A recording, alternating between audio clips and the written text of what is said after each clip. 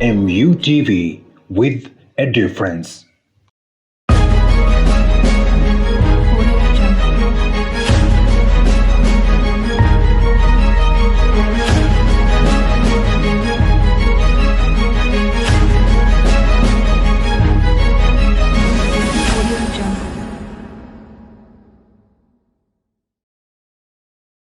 Good evening, and yes, you are right on time for the news briefs here at MuTv. My name is Wangare Njoroge.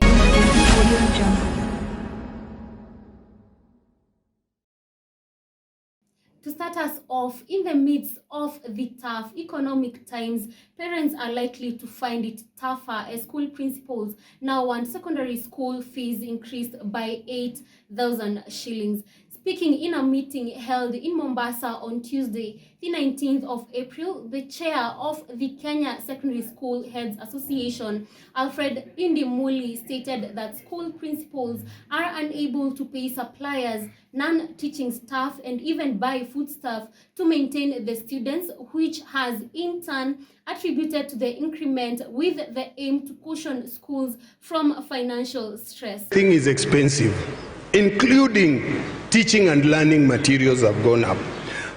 Yes, we want to appreciate what the government has done to ensure that children are in schools. But the challenge we are facing, sir, is part of this capitation is normally retained to do certain services.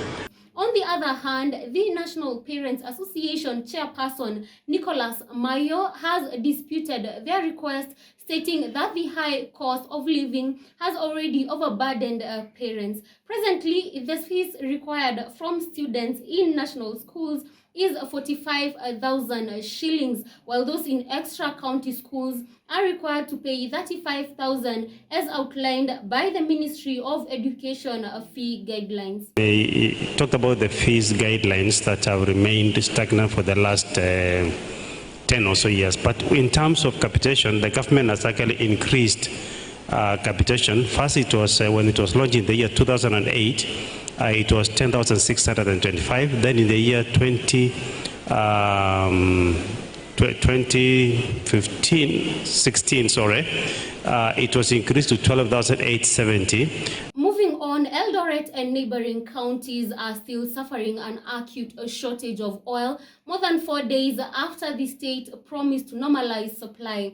Motorists are still queuing and waiting for long hours at petrol stations. Long queues have been witnessed at several petrol stations, including Total, Shell, and Kenol, all within Eldoret Town Central Business District.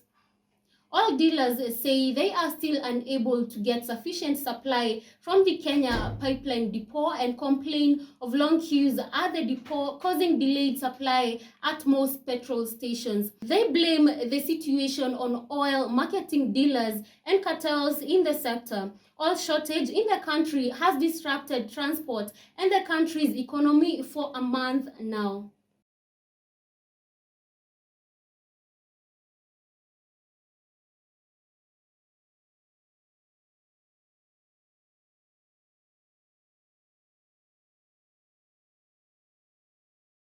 On to some international news now. Netflix has lost over 200,000 subscribers and is estimated to lose another 2 million by July of 2022. This comes after it raised costs in some countries, stopped streaming in Russia, and its competitors like Paramount and Disney Plus subscribers growing every single day.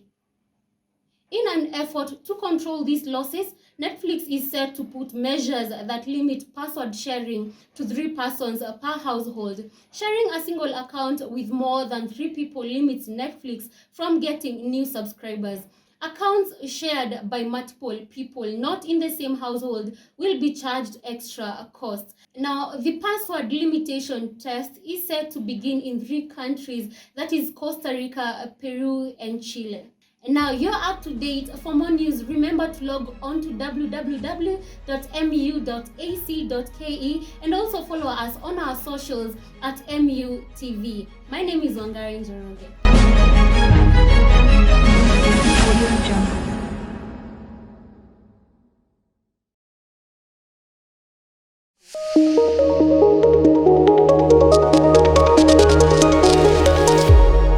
MuTv with a difference.